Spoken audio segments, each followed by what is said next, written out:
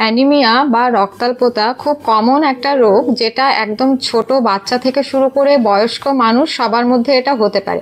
কিন্তু এটা কমন হওয়া সত্ত্বেও আমরা খুব নেগলেক্ট করি, কেন কি আমরা জানিই না যে কখন অ্যানিমিয়াটা হয়েছে আমাদের। সেজন্য আমাদের প্রথম উচিত যে কোনো একজন হেমাটোলজিস্টের কাছে গিয়ে বা ডায়াগনস্টিক সেন্টারে গিয়ে একটা কমন ব্লাড টেস্ট, যেটা হচ্ছে সিবিসি বলে, সেই টেস্টটা করে আমাদের দেখা উচিত হিমোগ্লোবিনের পরিমাণ কম আছে কি নেই।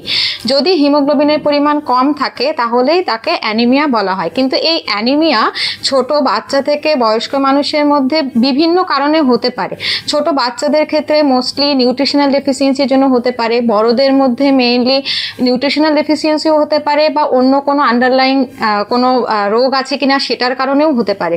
কিন্তু এর মানে এই নয় যে অ্যানিমিয়া আছে মানে আমরা বাইরে সবাই আয়রন ট্যাবলেট বা আয়রন ইনজেকশন নেব, কেন কি সব অ্যানিমিয়া কিন্তু আয়রন ডেফিসিয়েন্সি অ্যানিমিয়া নয়। বিভিন্ন কারণে অ্যানিমিয়া হতে পারে এবং কারণ অনুযায়ী তার ট্রিটমেন্টগুলো আলাদা আলাদা। সঠিক ট্রিটমেন্ট করলে এই অ্যানিমিয়া নির্মূল করা সম্ভব। সেই জন্য সবারই উচিত, যদি কারো অ্যানিমিয়া থাকে, প্রপারলি কোনো বিশিষ্ট রক্তরোগ বিশেষজ্ঞ ডক্টরের কাছে বা হেমাটোলজিস্টের কাছে গিয়ে সঠিক ডায়াগনোসিস করে সঠিক ট্রিটমেন্ট করা, তাহলেই অ্যানিমিয়া বা রক্তাল্পতা রোগ নির্মূল করা সম্ভব।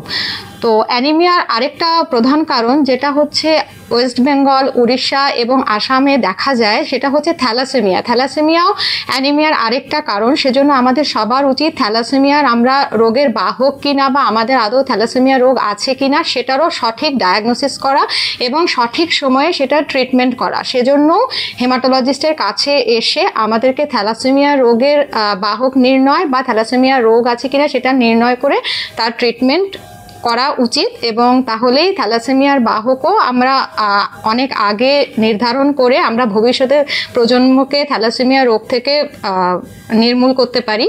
সেজন্য আমাদের সঠিক ডায়াগনোসিস এবং ট্রিটমেন্টটা খুব জরুরি।